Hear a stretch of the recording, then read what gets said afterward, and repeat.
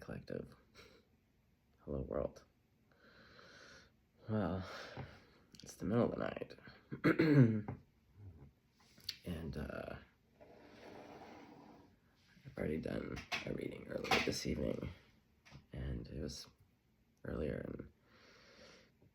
and yeah, I needed to get some sleep because last night I didn't get much sleep because my kitty's been sick. And I wasn't quite sure where we were headed with her sickness because she does have diabetes. So part of me was like, okay, this just might be a diabetic thing. Anyway, my kitty's dying right now. And so she's resting right now. We'll kind of go through bouts. But I just had some just beautifully profound moments. And kind of pertains to a lot of things that I've just been yammering on about. And if there's anything I believe in, it's a demonstration. So, for any of you that don't know, my life as per the last while, has been a 900 out of 10. Pretty terrible. And one of the things that I've talked about is that I like to do spiritual tete-a-tetes with people. I found that it's always really worked when I'm struggling with people. And that with some of my current circumstances, there's some people that have really impacted me who I've truly hated in moments. And that what I found astounding is that in this last 6 months, I've truly been able to access my heart space and do my spiritual tete-a-tete with them and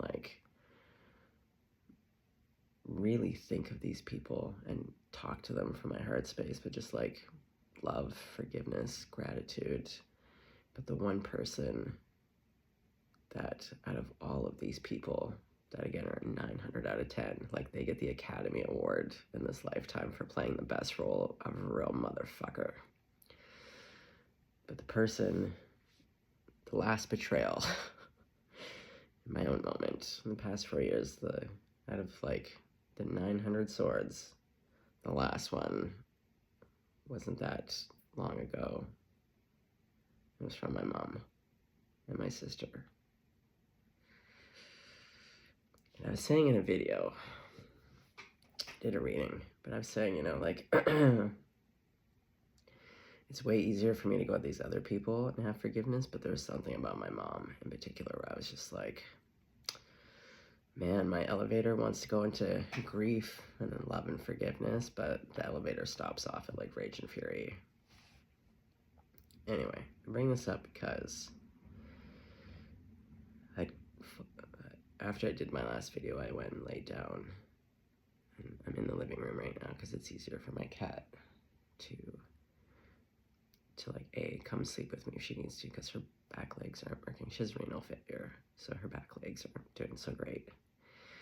So I had just gone to sleep, and she was pretty calm.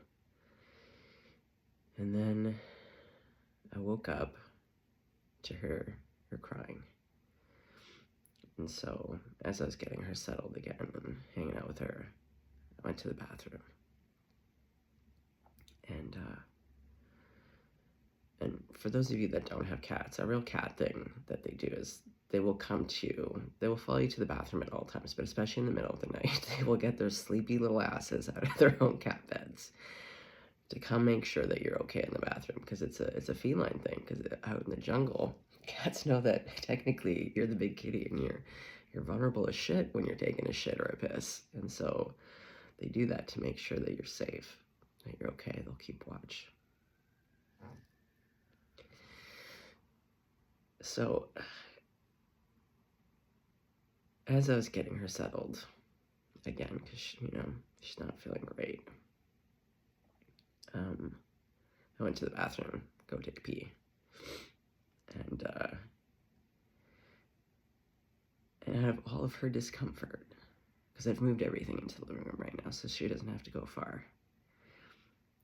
But seeing this effort, she can barely walk right now. Like, she's really not doing good. And to come just like lay at my feet. For me, it brings me back to my mom piece. Because in that moment, and I've been thinking about this the last 36 hours. Because I was like, you know, I've always cried the most over the loss of my pets, or like any animal that I've seen suffer. I just hate it. Even insects, I hate seeing things suffer. And I've cried more over creatures than people, like breakups, you know, divorces. And so I was thinking about how I was,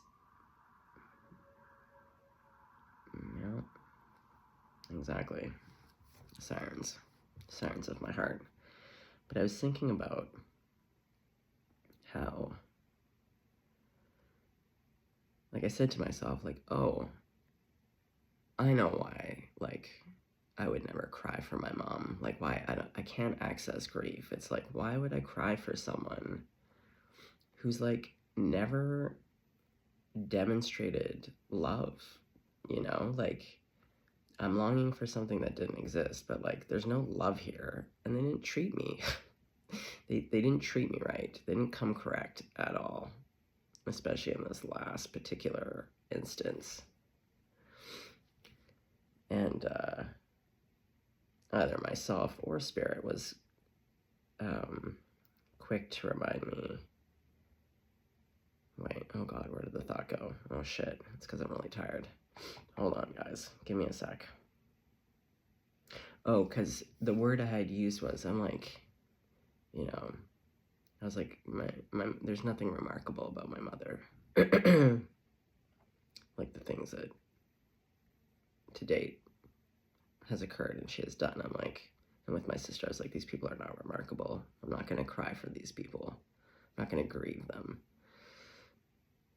And then spirit or my higher self or whatever it is, something in my mind chirped up and said, well, if they weren't so remarkable, why are you still affected? Yeah, mic drop. I know, spirit gets sassy. Not sassy, it was just truth. And I was like, yeah, touche. So then I went back and fell asleep again for a hot second. And I woke up again. And something, I don't know what occurred in my dream state. But then because I couldn't fall back asleep, I've been really into watching near-death experience videos on YouTube.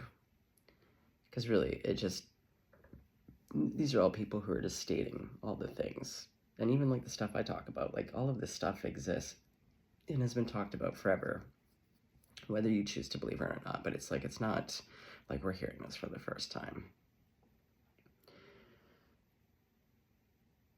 But there's something about my cat dying right now, and then listening to a couple of these near-death experiences. I call it the re-remembering.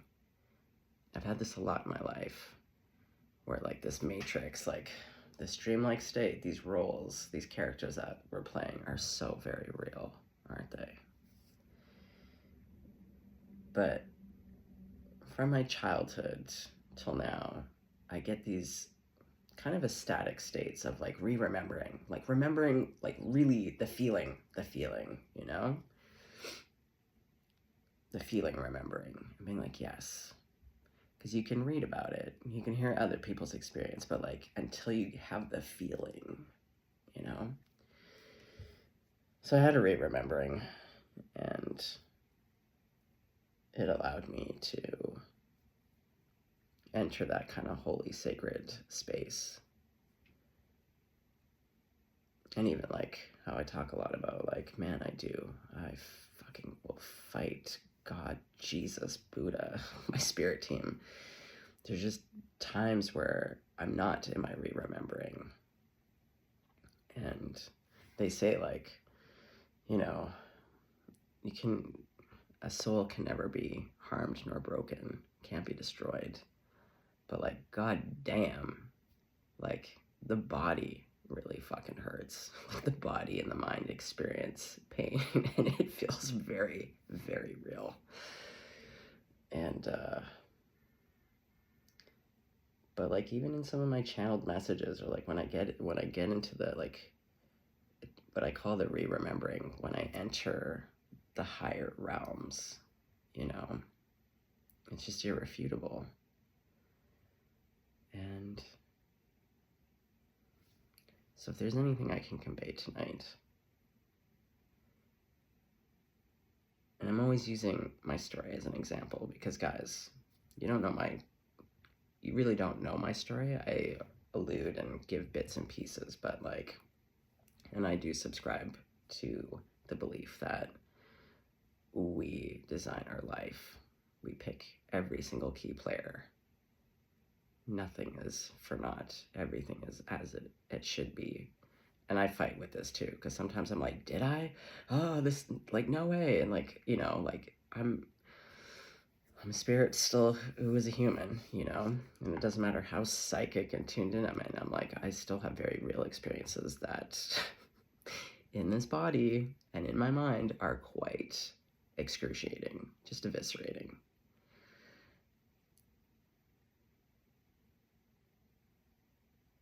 And if you've seen a couple of my videos where like I'm a lot of fun, but I'm spicy as fuck, and I talk openly about the fact that the things that really get me in a loop, that distress me, is like injustice, you know, and like, and I'm a protector, but within that realm I can really go into my shadow, and I know my darkness, you know. I've really we've tapped in there throughout my life.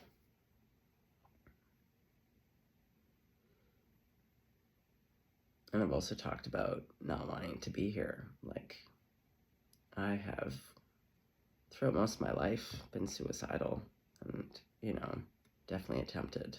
And that's, you know, the last time is when I experienced this, like, truly crazy divine intervention.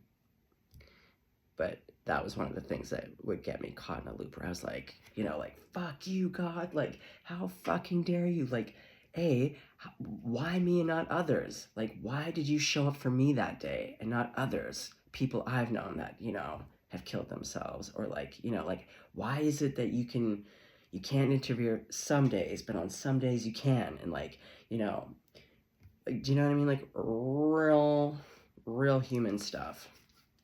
That, again, even when you're a psychic and you meditate and you have way out there experiences, like I've had past life recalls, I've had like really tremendous experiences, but what I know to be true about this fucking existence, the earth plane, and you're not supposed to fully remember, right? Because you're here to learn shit. You're supposed to believe the dream, you know, so that you can work out some fucking lessons. But I express this to show that, like, the humanness that, like, I have really struggled. I have dipped my toes real deep into my own darkness. I've seen places. I know what that looks like. And right now, I was just having a laugh on the couch because, like,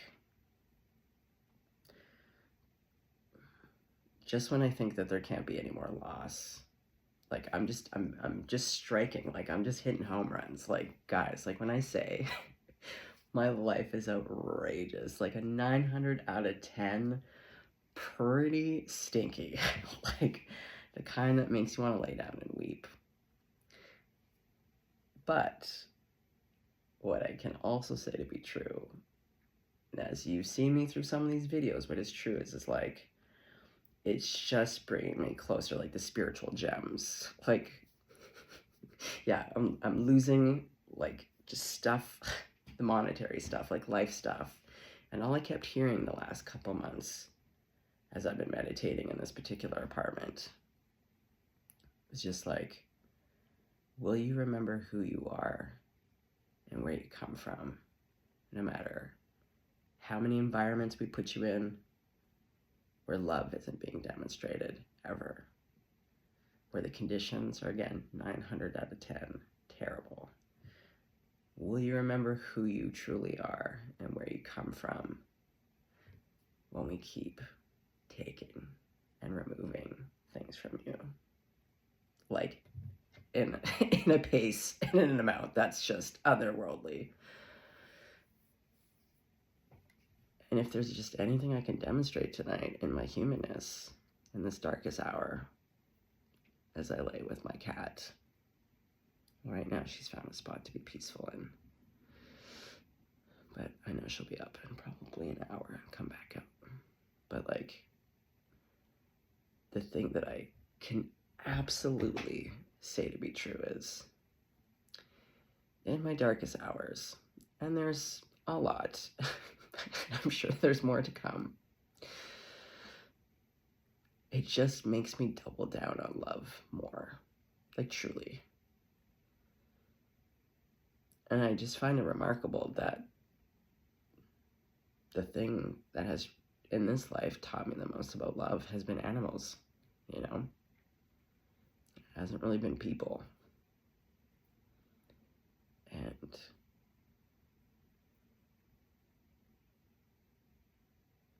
yeah, I just love my cat. I know some people are just like, pets, whatever. No, man. These babies.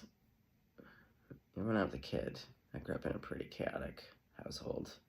A lot of bad things. But I always had a cat or some kind of animal. But for me, it was always cats that I really... And like to this day, like I was just saying the other night when I was wrestling with God, but I was like, man, the only ones that I know who truly right now like love me unconditionally are my cats and my son. But even with my son right now, he's a little peanut, but there's a lot of parental alienation going on. And now Tilly is like, Blackie is like, she's like a soulmate cat.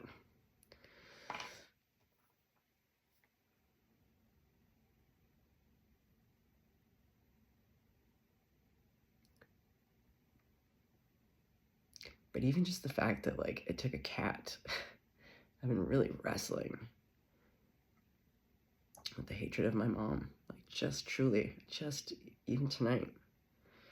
I don't know what part of the day it was, but I remember working with fire and just being like, you know, please take this hatred out of me. But I was just like, I leaned in. I was just like, I fucking hate this person. I hate them with every inch of my being. Fucking hate them. And all it took was just my dying cat to come lay on my feet in the bathroom.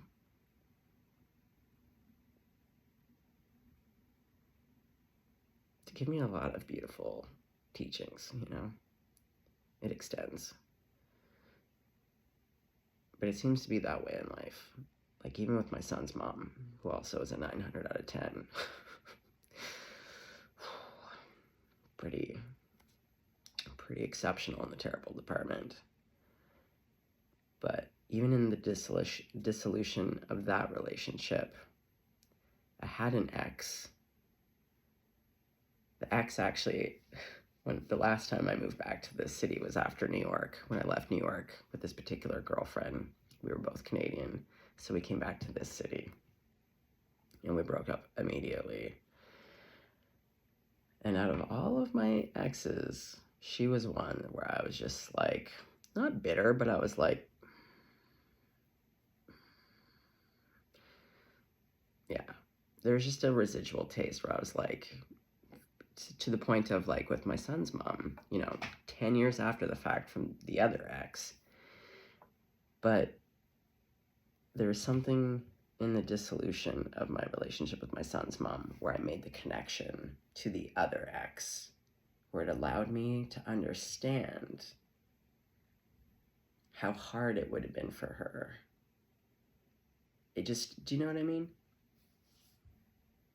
Sometimes it takes a really long time. But again, demonstrations are everywhere. All information is right here that we need to know. We just have to like put our finger on the pulse.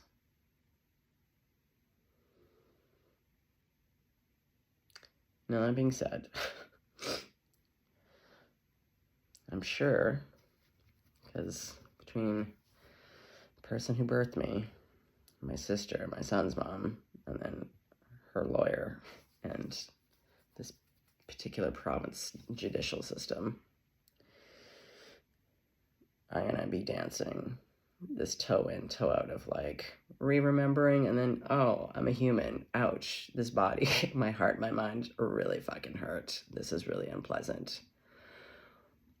And it seems to me that my lesson is to be like, no matter how terrible it is, like, what are you gonna do, spicy motherfucker? Are we gonna, like, because again, I keep saying the micro and the macro as I look at the world right now, and why I keep leaning into this belief of mine of like, the worse it gets, the softer I have to become. Because the microcosm and the macrocosm, it's just an extension of one another. They just mirror. It's all the same shit. And everything in the world right now is telling us that, like, hatred begets hatred. Hurt people, violence, violence, violence. Whether it's righteous or not, if it's called for or not, like, nothing changes if nothing changes. And so it's very fitting that this would be on Easter weekend, that, yeah, the person that I've hated the most recently, that I just have not been able to tap into and to make a lot of progress, it would be on this, to the evening of the resurrection. Jesus was like, bitches, here I am. Oh.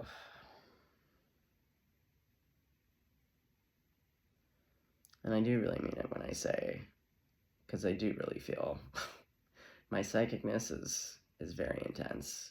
And when I feel all the things from people, the good, the bad, the ugly, the depraved, the real dark shit, but the real beautiful shit,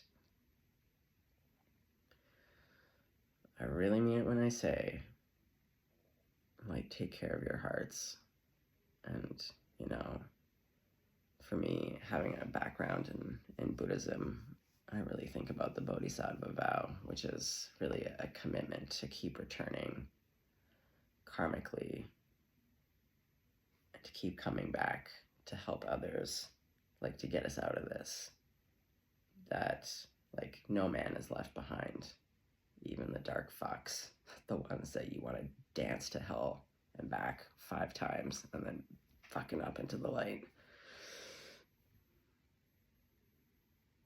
And I hope, if you're struggling,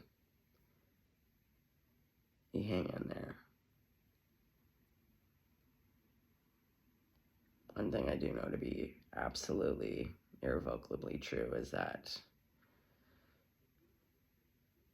it is the darkest before the dawn. Some things, nothing stays the same, and it will change. And if I think about, had I killed myself and the few times that I wanted to, but especially that last one when I was 18 or 19, life from that point on did get harder in a lot of different ways. But it also, there was a lot of healing, and as it never ends, but there were so many beautiful moments, including, again, like with my son. Now that I know my son, his essence, his spirit, and even now that I know everything about his mom, and just patterns of trauma, I wouldn't change it for the world. I would do it all over again, just for my son alone. Tonight was the first time he didn't want to talk to me. Parental alienation with NPDs is very real. So again, it's always an opportunity to be like, to look at my beliefs and go, yeah, it is possible that in this life, anything is possible. Maybe my son will grow up to not love me, just like in the ways that I've not loved my mom. Now, mind you, I'm very loving to my son, whereas my mom, it's another kettle of fish. You know, there's usually when kids don't want to be around their parents or don't like them, there's a reason. But with narcissistic personality disorder and things like, parental alienation and the things that they do. And also my son is his own free agent. He can become whoever he needs to be in this life. But it's not lost on me that, like, it is possible. He may not want to be close at some point. He may not like me. I may not like him at points. We may be disconnected. But going back to I trust love, because this life is short and this isn't the real thing. It's just a movie. It's hard as fuck though. Not gonna fucking lie. Not gonna lie. Like right now you're seeing me coming from the veil, the blissed out section. And I'm sure as I navigate forward through some interesting times ahead, that I will this dance. But the dance is worth it, right? That's what I was saying in my reading today. It's about choice.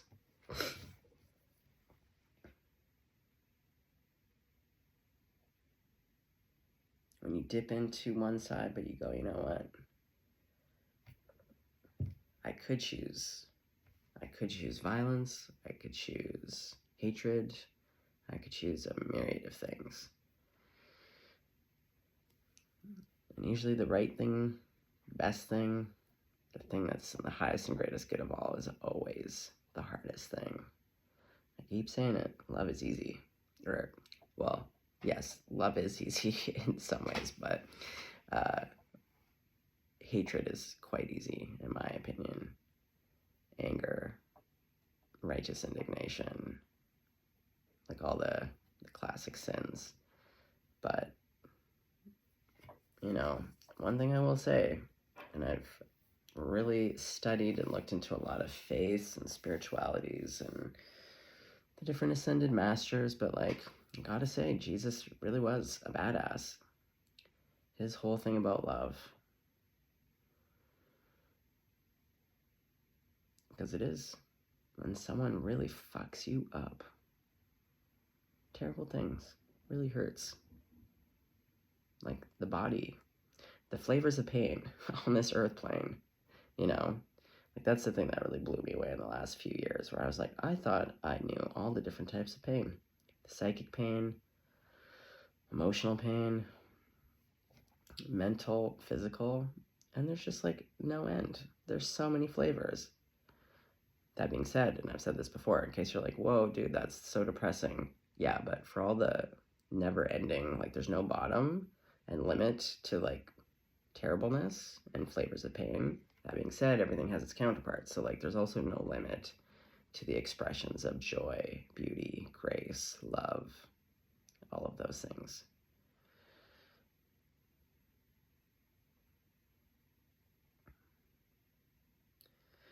All right.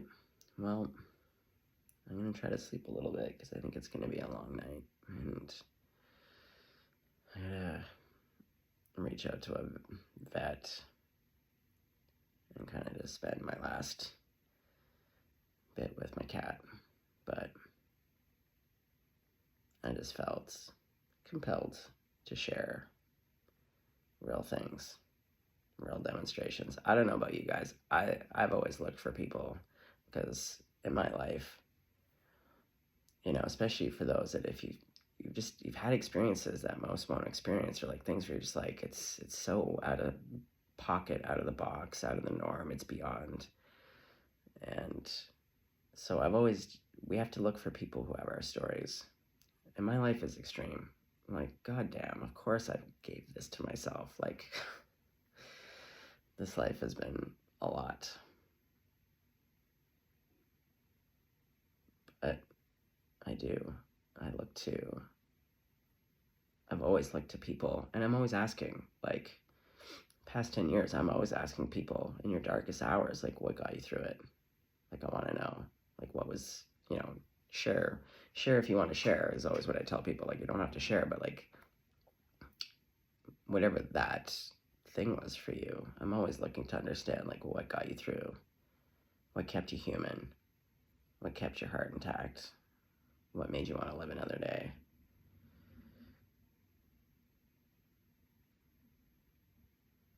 So, and with the world being in the state that it is right now, I just can't encourage enough to find your North Star, something to anchor into that is based on love, that you can tap into and instantly go to your heart space. Because micro and the macro, on the personal level, people are really struggling, but the world is really hot to trot right now with some pretty depraved, truly upsetting things. So if there's anything I can do to just be like, you know what, this is what real life looks like, this is what it fucking looks like. It can be a real shit smear. Is it enjoyable? Usually not. Is it worth it? Yep, I would say. Because even just that moment for me, like, I feel, because it wasn't that long ago, it was only several hours ago that I was in a deep hatred. I leaned right the fuck in. Again, I don't go too hard into hatred. I try to keep that one off the table. I'll give it maybe 5-10 minutes. And then to have it be completely transformed several hours later. And this is what I mean, like, don't give up before the miracle occurs.